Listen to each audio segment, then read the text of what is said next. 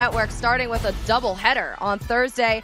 We got all of New York covered with the Jets and the Giants. Maybe we'll see a little Daniel Jones action there. Then we got Chargers and Cardinals with Cliff Kingsbury. We'll get to see his offense in action. On Friday, Bucks and Steelers coming up. And then on Saturday, rounding it out with Cowboys and Niners. That's all coming up on NFL Network. Well, also coming up here on NFL Network in Berea, Ohio, we're talking about this team, the running backs as well, and Nick Chubb, a little touchdown catch there. I know he's been working on his pass-catching skills as I'm here with Aditi Kinkhabwala, and Joe Thomas is out on the field, and Joe's watching practice live with us. So, Joe, what's catching your eye right now?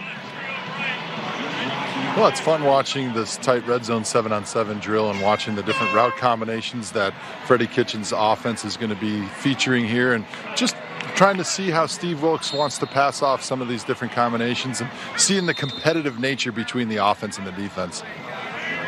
Yep, it's always fun to see who's winning the day, the offense or the defense. But Aditi, we saw Nick Chubb there with the little touchdown catch, and we know that this team brought in Kareem Hunt, and he's suspended for the first 8 games.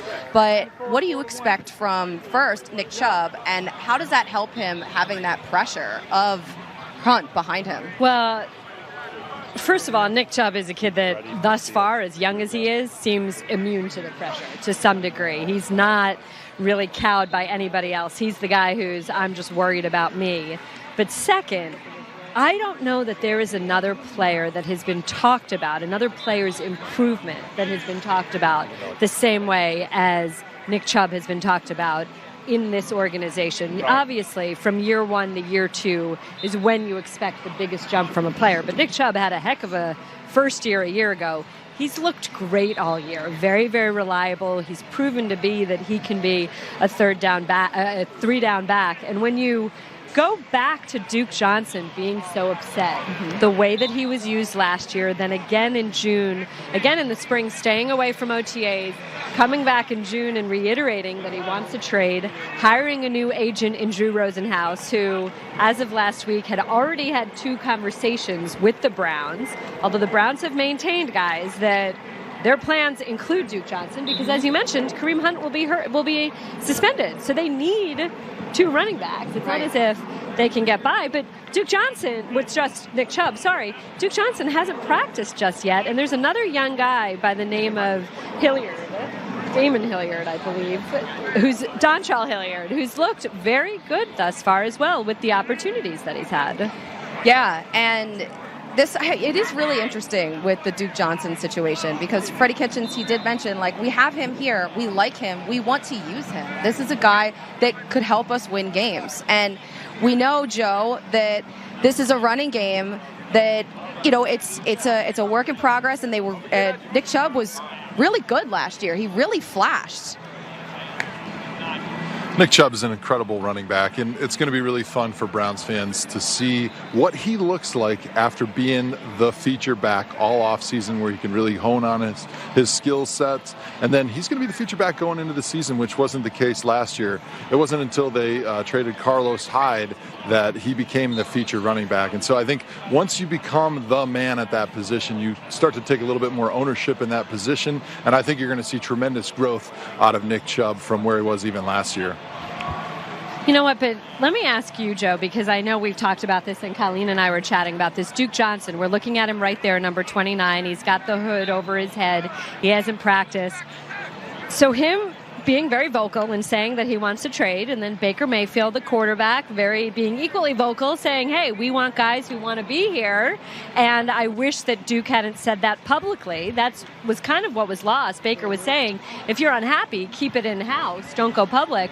How did all that play to you as you're watching that from afar when you've been inside this locker room and now you're a couple years removed? What do you think of that?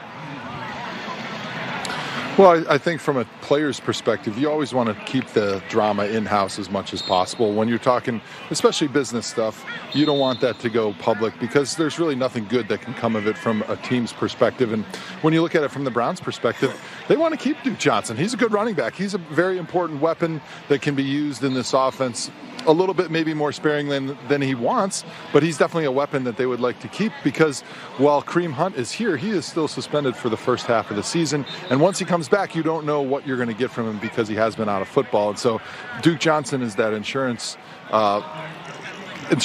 policy that they really want to keep. And so I think that's why it's been a little bit of a tough situation for the player and the team. And you know what, Joe, you make another good point in that John Dorsey has been very vocal in saying that Freddie Kitchens has some really good plans for Duke Johnson. And Freddie said that, and there's John Dorsey right there as we look at him. Look at that. GM. Perfect timing. I know, How right? is he wearing a sweatshirt? It is so hot out here. He has 7 of them. He wears them every single day. And his 8-year-old son also has one. Is it almost like when wrestlers are trying to make weight, and they wear the plastic suits? And this Colleen, is like, you keep talking about that sweatshirt. What I do when I'm talking about like someone running in a plastic suit. But it's remarkable that he has a sweatshirt in. But continue.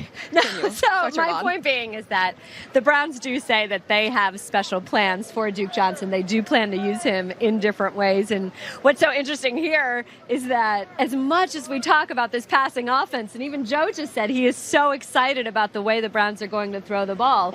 Just yesterday, Freddie Kitchens said, everybody slow down. No. We are still going to be running the football. We have to be able to run the football. You can't only do that with Nick Chubb. And I want to ask you, Joe, about the run blocking. What do you want to see from that unit, and how can they help this running game elevate to even the next level? Well, the Browns have a new offensive line coach in James Campen, and I really am interested to see what type of techniques that he's going to be teaching, because offensive line is one of those positions that gets taught very differently across the NFL. There's not one right way or one wrong way, but it's always interesting as a O-line geek to see kind of how he's teaching those techniques, how it fits with what Freddie Kitchens wants with this offense, and how that's going to fit with the running backs, and how Nick Chubb is going to run within the confines of this offense and the blocking schemes that James Campen and Freddie Kitchen have put together. Yeah, and it's interesting, Joe, that you mentioned the new offensive line coach, because there was some news about the old offensive line coach, Bob Wiley, the former O-line coach, who was one of the stars of Hard Knocks a year ago. Bob Wiley and his belly were stars of Hard Knocks a year ago. He came out this weekend. Sorry. Is that a not? At least mine is for a good reason. Well, he very quickly this weekend, he came out and he said he didn't know that Freddie Kitchens was the man for the job. He said that the Browns should have stuck with Greg Williams, who was the interim head coach and who now, of course, is with the Jets. And then Freddie Kitchens yesterday said anybody who leaks to the media will be fired off of his staff. So the warning drama is out there. I love it. I love it all. And it all came to us because of Hard Knocks, which is premiering tonight, by the way, guys. So check that out. We, of course, are here all day long in Berea, Ohio. There's Baker Mayfield. We are going to talk to him after practice. We'll have more from Browns training camp coming up.